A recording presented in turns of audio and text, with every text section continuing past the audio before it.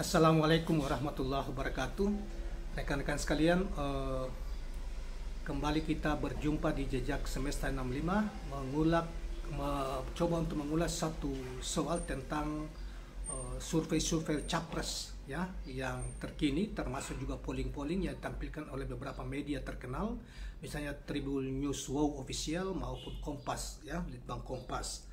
Nah, saudara sekalian, minggu ada satu tren, ada satu pola di mana semacam ada persekongkolan dari mereka-mereka yang mungkin berafiliasi dengan capres-capres yang lain, misalnya di capres Ganjar maupun Prabowo, terutama lembaga survei dan termasuk juga media, bahkan pengamat yang itu saja seperti Adi Prayitno. Seakan-akan tidak ada pengamat politik yang lain lagi di Indonesia ini, hanya itu terus. Jadi itu yang menggiring opini terus, upaya untuk menggiring opini, dan seakan-akan tampilkan dua sosok saja capres akhir-akhir ini, yaitu Ganjar dan Prabowo, dan dianggap Anies sudah tidak ada. Dan ini adalah pola untuk mengikuti pola yang diinginkan oleh oligarki maupun rejim sekarang ini.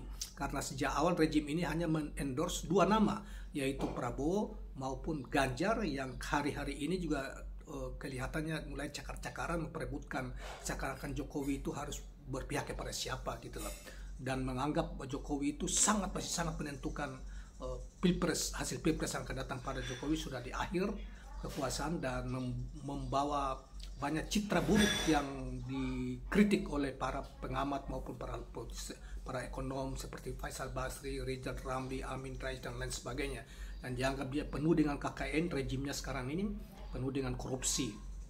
Nah, tetapi mereka tidak habis. Media yang kelihatannya sudah dikuasai, diarahkan ke situ, hanya seakan-akan head to head hanya Prabowo dengan Ganjar, dan yang ditampilkan termasuk podcast tertentu yang seakan-akan cuma membahas Prabowo dan Ganjar, dan dianggap Anies sudah tidak ada. Dan survei-survei mereka ini selalu menempatkan Anies di urutan ketiga terkecil dan tidak pernah naik untuk mereka, beda dengan sebelumnya.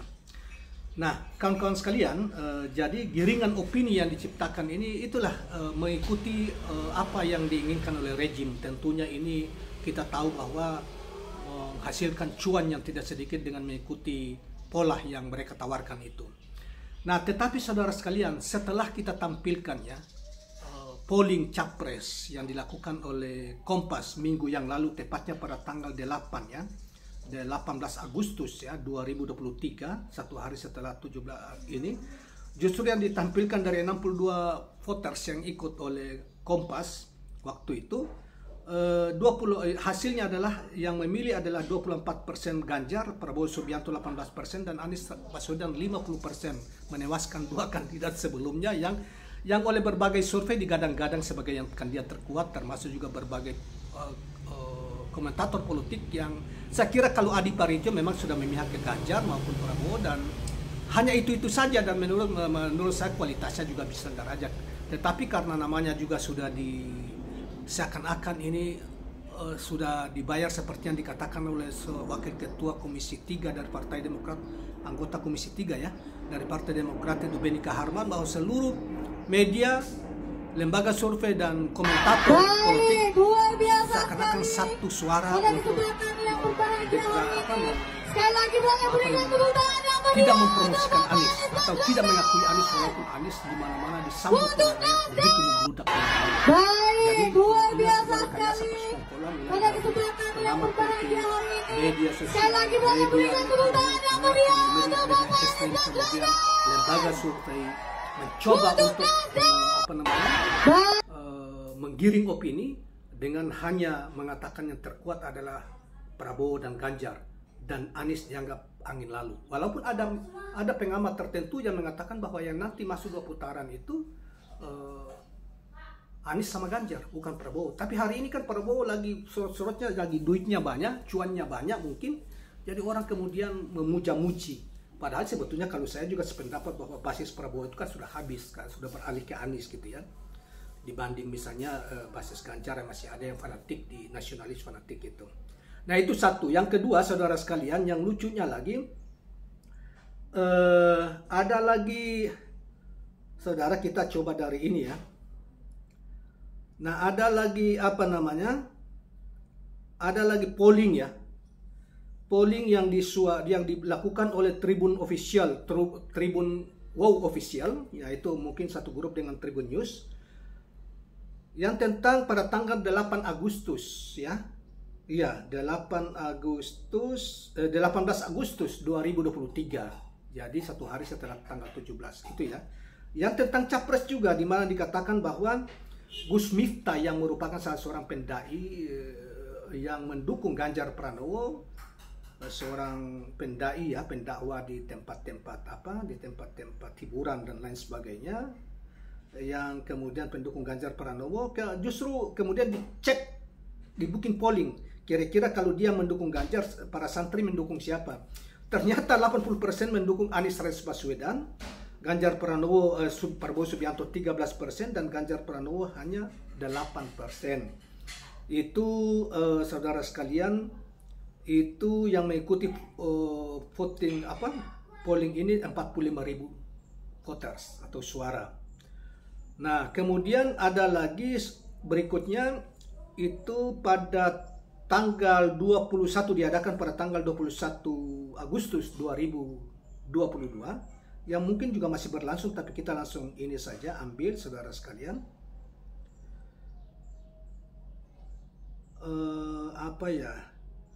Itu Nasdem ya. Dikatakan di sini Nasdem segera mengevaluasi pencapresan. Buntut elektabilitas Anies Baswedan terbawa dalam survei. Melihat elektabilitas sekarang, menurut siapa capres yang akan menang? Ternyata, itu pertanyaannya. Ternyata Ganjar hanya 10% dan Prabowo cuma 10%. Anies Baswedan 80% yang dianggap capres sebagai pemenang oleh masyarakat. Yang diikuti, vouchernya diikuti 30-an ribu orang. Diadakan pada tanggal 21 kemarin ya, 21 Agustus. Oleh Tribun sudah selama 16 jam oleh Tribun Official, Tribun Wow Official. Nah, kemudian saudara sekalian, berikutnya lagi Kompas ya. Kompas.com mengadakan rupanya Kompas.com ini masih ini juga, kemarin 50% Anies, sekarang masih penasaran juga ya. Mungkin dikombin karena hasil temuan Litbang Kompas memperlihatkan ketatnya elektabilitas yang hanya ditampilkan Litbang Kompas, lagi-lagi hanya menampilkan Prabowo dan Ganjar, di mana Anies dianggap sebagai underdog ya, dan tidak diulas lagi antara Anies ini. Yang diulas adalah Prabowo dengan Ganjar. Yang satu mendapatkan 24,9%, sementara Prabowo 24,6%, yang dianggap cuma komanya saja ya, 4%, koma sekian persen saja. Sementara Anies tidak dihitung. Oleh karena itu mungkin coba Kompas.com ini kemudian pada tanggal pada tanggal berapa kalau saya tidak salah, 18 itu ya, pada tanggal 21 ya Agustus 2023 mengadakan polling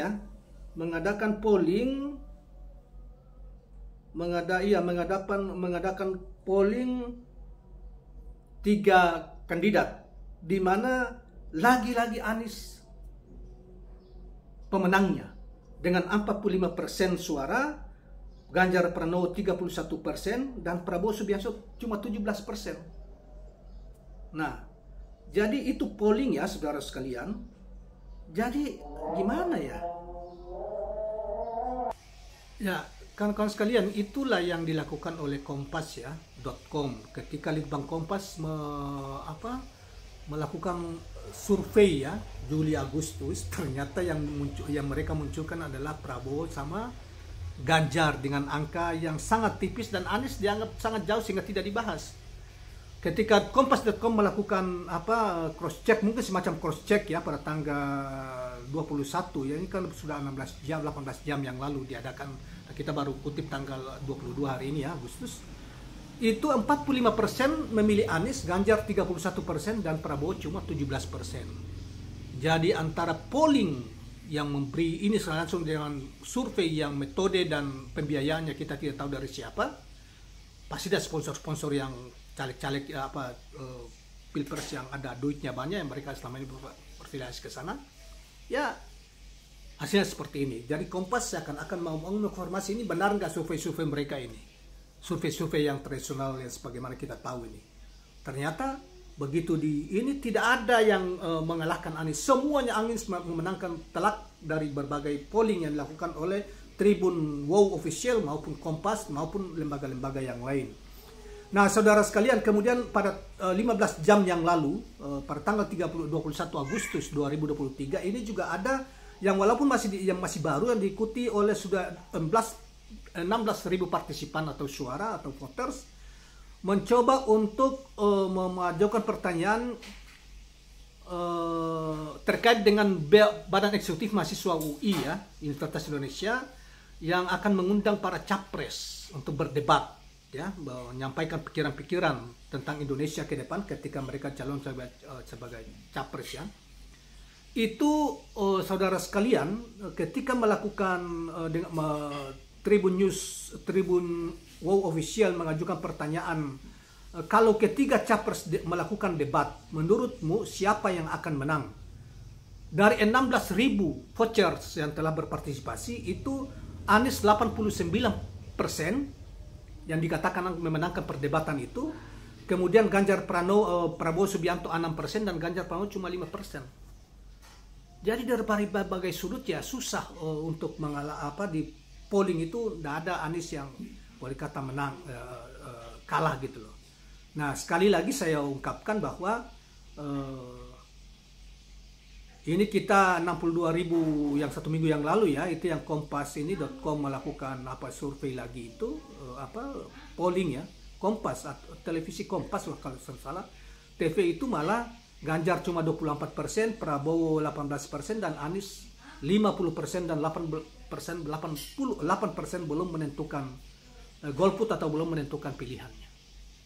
Nah, itulah hasil ininya. Jadi saudara sekalian, saya ulangi lagi di awal, seakan-akan ya bahwa ini semacam arus besar mereka yang berduit ya, oligarki atau apa, membiayai, dan termasuk rejim sejak awal menginginkan dua calon saja yang diarahkan untuk mendukung Prabowo maupun Ganjar, dan Anies di luar garis rejim itu.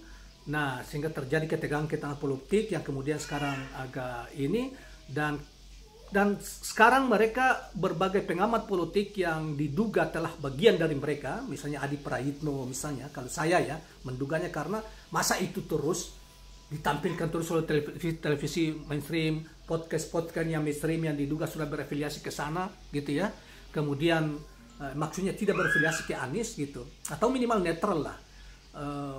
Hanya itu terus yang ditampilin. Seakan-akan tidak ada dokter yang hebat, padahal banyak sekali para ahli politik maupun dokter-dokter yang hebat-hebat yang mengamati setiap perkembangan politik kalau mereka netral. Tapi mereka tidak pernah diundang. Ya, mereka yang netral atau berafiliasi ke Anies, mereka atau mengkritik pemerintah, mereka tidak pernah diundang karena memang sumber pendanaan mereka dapat diduga dari kelompok-kelompok oligarki maupun rejim hari ini. Demikian juga para lembaga-lembaga survei. Nah, tetapi ketika mereka mencoba untuk melakukan polling, maka mereka terkejut kok Anies semua di atas dengan puluhan ribu partisipan yang dalam polling itu. Terkecuali lembaga survei ini kan dibayar orang nih. Tentu ada pesan-pesannya, kita ingin yang ini tampilkan ini, kemudian manipulasi data dan lain sebagainya, misalnya sampel. Itu bisa terjadi di survei. Dan sudah terbukti berulang-ulang bahwa apa yang dilakukan survei-survei mainstream hari ini itu di berbagai tempat kalah. Taruhlah DKI yang paling dekat dengan kita. Ketika waktu itu Anies dianggap underdog dan tidak akan memenangkan Pilgub DKI, tapi kalah telak. Jagoan mereka yang mereka elu-elukan kalah telak, Ahok, ya, kalah telak dari Anies, dan Anies selalu dia tempatkan nomor 3 dan berbagai tempat yang lain.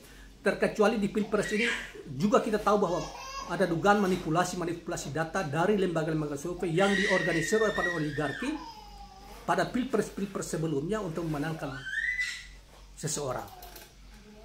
Nah, seseorang itu ternyata hari-hari ini dianggap oleh banyak pakar, Rizal Ramli dan masih banyak lagi, dianggap ini sangat tidak layak lagi sebagai presiden. Karena ternyata menampilkan banyak tipuan dan kebohongan dan hanya bekerja untuk oligarki dan menindas rakyat banyak, mengabaikan tugas-tugas untuk mensejahterakan rakyat. Demikianlah kawan-kawan sekalian, mudah-mudahan bermanfaat dan mencerahkan. Jangan lupa subscribe, like, dan share channel ini. Assalamualaikum warahmatullahi wabarakatuh.